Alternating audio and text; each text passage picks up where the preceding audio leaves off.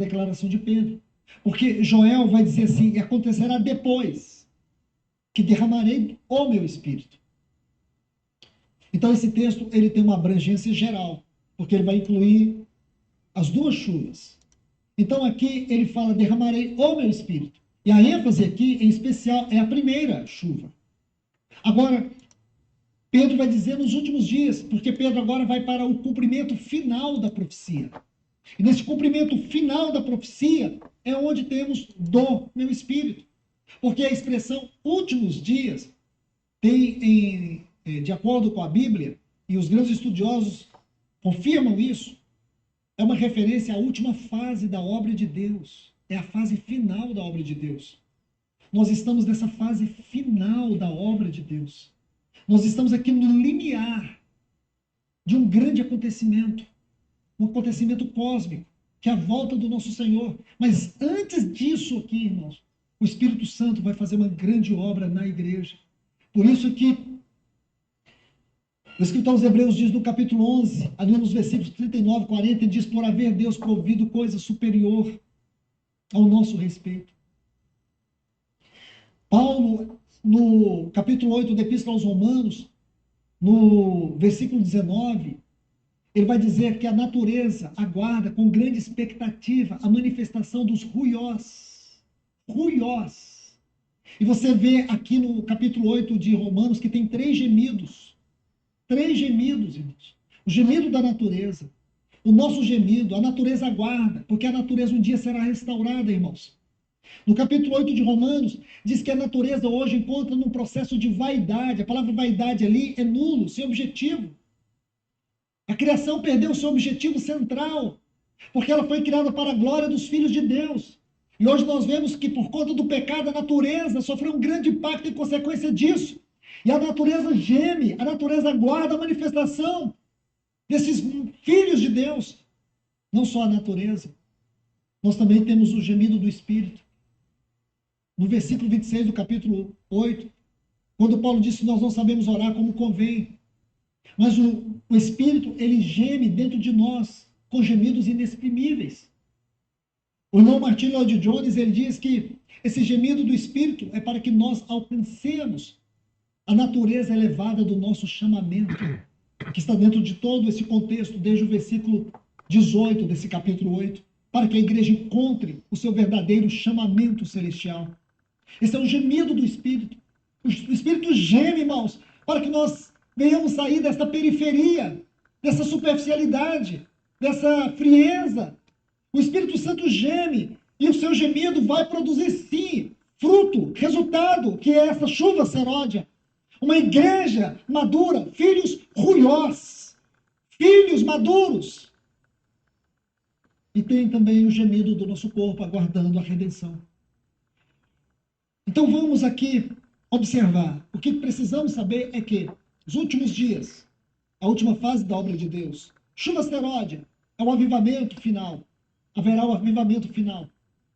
Tire essa ideia da sua cabeça, que a igreja está acabando, que a igreja está perdendo a sua expressão.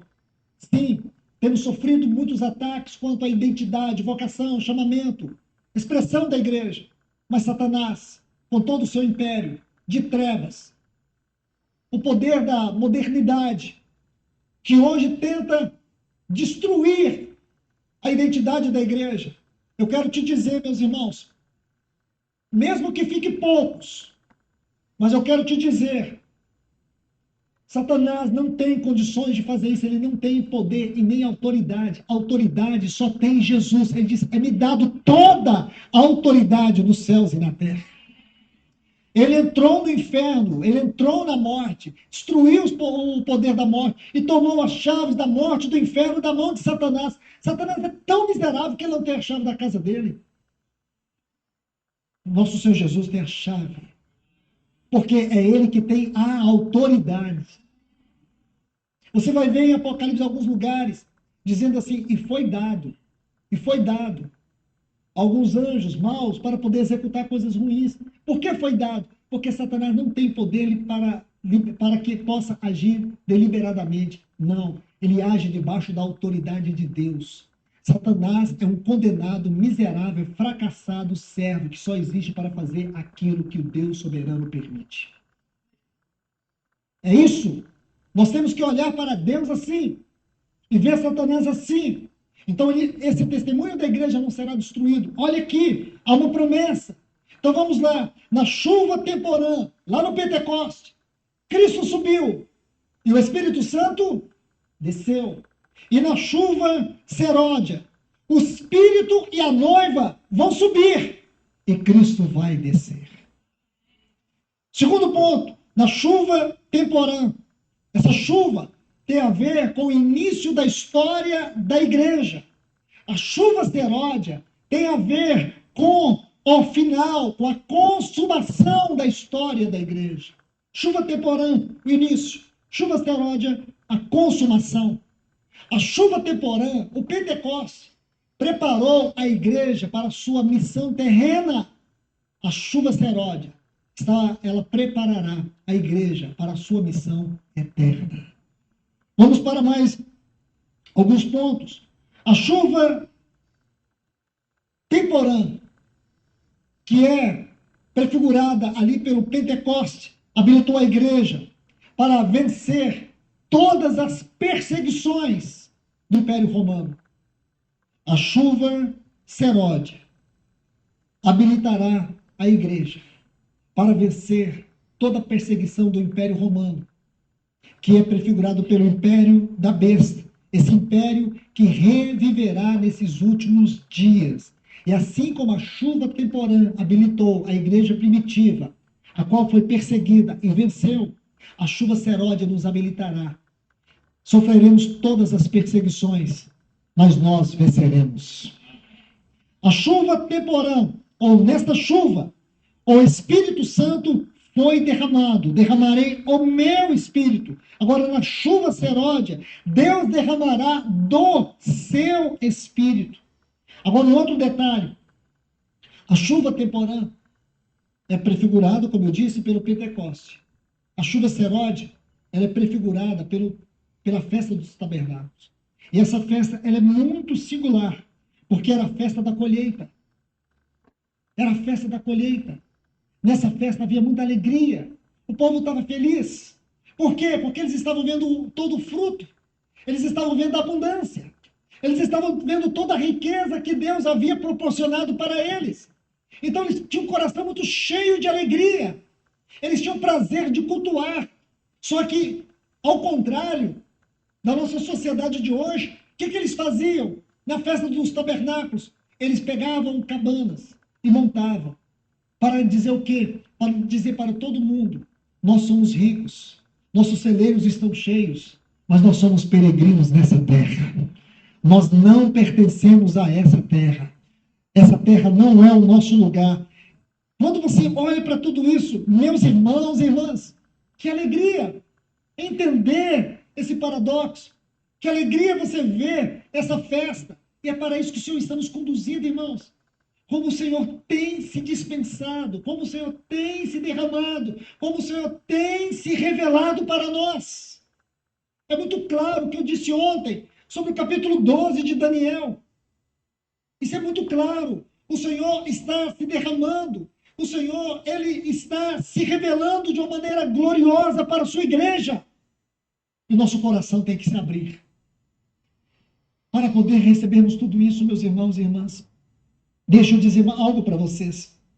Agora, quando você estuda a chuva temporã, aquilo que foi produzido ali em Atos, eu quero mostrar alguns pontos. O que era a igreja em Atos dos Apóstolos? Quero poder, resumidamente, poder mostrar isso. A igreja em Atos dos Apóstolos, irmãos, foi uma igreja que recebeu esta chuva. E não foi a igreja, a grande, vitoriosa, foi o Espírito nela.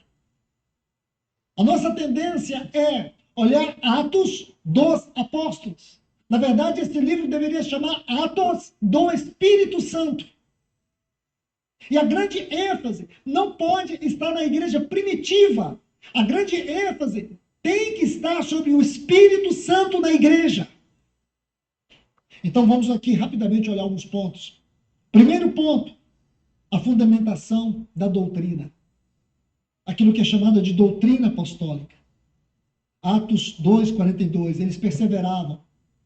Diz aqui, na doutrina dos apóstolos, na comunhão, no partir do pão e nas orações. A igreja primitiva tinha isso aqui como fundamento. Nós podemos chamar aqui de fundamentos práticos. A igreja... Nosso tempo já deu.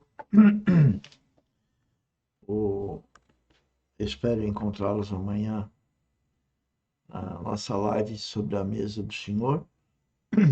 E esse vídeo, continue ouvindo na sua casa e, de preferência, fale com Deus. E se você não nasceu de novo, fale com Ele que você nascerá essa noite. Porque é uma escolha. E acompanhe as nossas atividades. Compartilhe. Que isso é para a glória de Deus, para o reino de Deus. E a intenção é nos encontrar no corpo de Cristo e na vida eterna. Vem conosco. Uma boa noite. Tchau, tchau.